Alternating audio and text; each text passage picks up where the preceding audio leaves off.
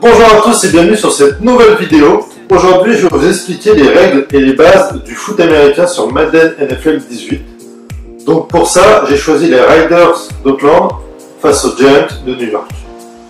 Donc un match est parti en 4 quarts temps de 15 minutes. Donc le premier et le troisième quart commencent toujours par un coup de pied d'engagement. Ça s'appelle le kick-off. Donc c'est un véritable jeu de gain de terrain. Il faut faire progresser le ballon, donc en anglais le football. Donc c'est une unité de mesure, le foot, un pied. Vous avez compris? Ok. Donc ce football doit pénétrer dans la zone adverse pour marquer le touchdown. Donc c'est but de toute possession. Donc ce touchdown ou TD en abréviation. Donc lui il rapporte 6 points. Ensuite vient juste après ce touchdown un extra point. Donc c'est un coup de pied entre les poteaux. Et donc lui il est tenté à 15 yards et il rapporte 1 point. Ou alors sinon il y a une autre façon, c'est de convertir par 2 points, donc sur une seule action, remarquer un nouveau touchdown.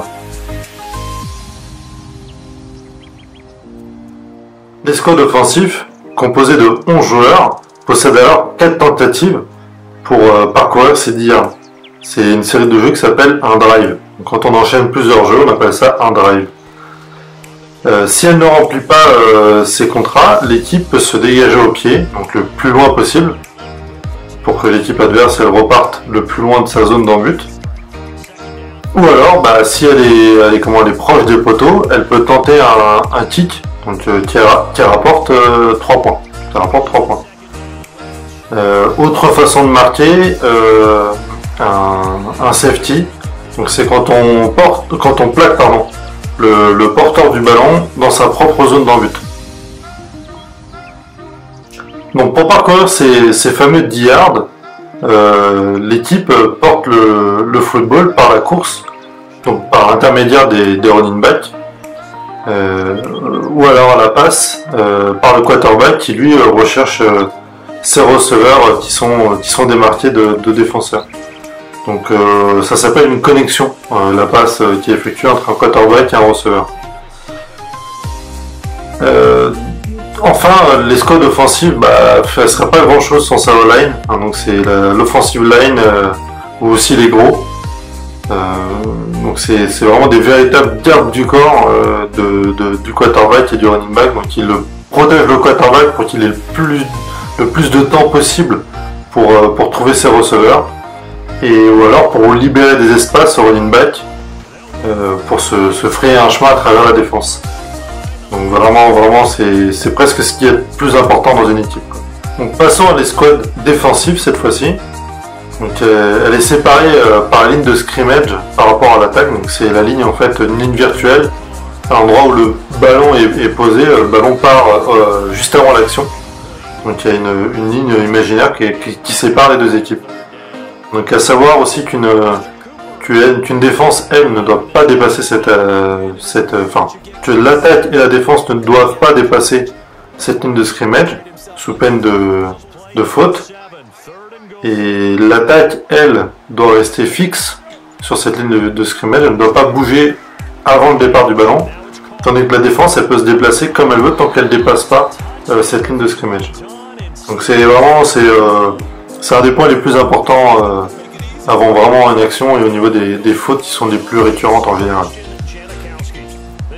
Donc la défense devra elle tenter de stopper la progression de l'attaque par n'importe quel moyen, j'ai envie de dire, même s'il y a des règles, on ne fait pas ce qu'on veut au niveau des plaquages.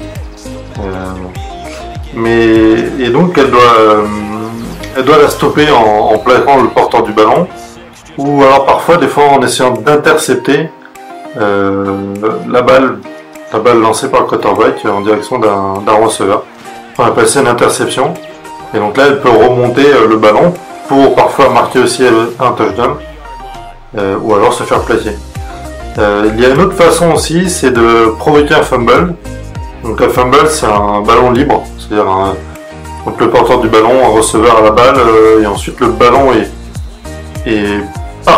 libéré de ses mains avant que celui-ci touche le sol. C'est un fumble, donc le ballon est libre et là en gros c'est tout le monde se jette dessus, ça se mord bien dans les mêlées. Enfin, donc voilà, ça provoque des gros bordels. Donc des fois, ça va passer une patate chaude, le ballon part partout. On s'en bat les couilles, on s'en bat les couilles, on s'en bat les couilles. Un fumble, ça peut être aussi une passe vers l'arrière, c'est-à-dire que au foot américain, on a le droit de faire une seule passe vers l'avant, et ensuite autant de passes vers l'arrière qu'on veut. Et si on fait une passe vers l'arrière et que la balle tombe au sol, c'est un fumble. Alors qu'une passe vers l'avant qui n'est pas complétée et que la balle tombe au sol, c'est juste une passe incomplète. Voilà, c'est tout. C'est juste vraiment la différence.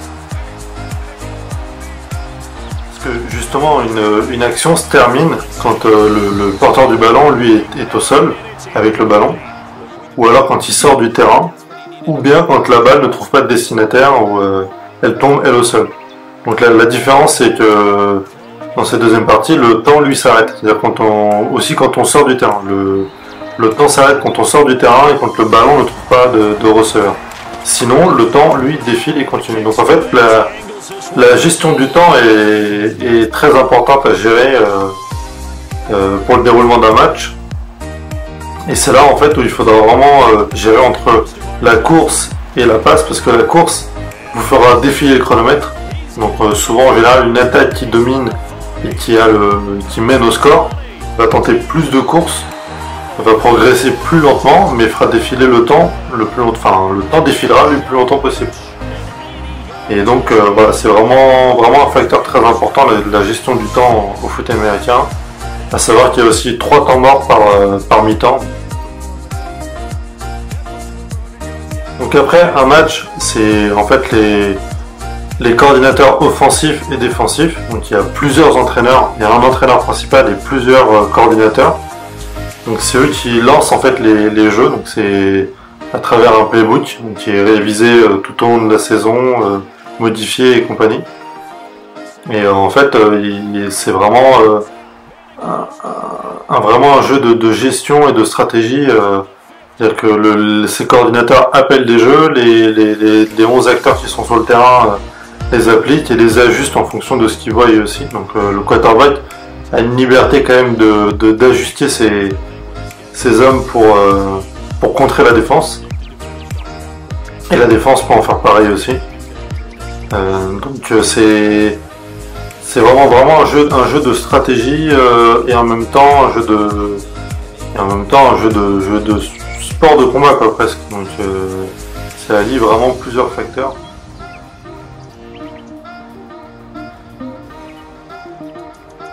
Merci d'avoir regardé cette première vidéo tuto, j'espère qu'elle vous a plu. Alors n'hésitez pas à vous abonner pour être prévenu de la prochaine vidéo qui va être mise en ligne bientôt. N'hésitez pas aussi à commenter et à poser vos questions, j'essaierai d'y répondre le plus clairement possible. Et je vous retrouve très bientôt pour une prochaine vidéo.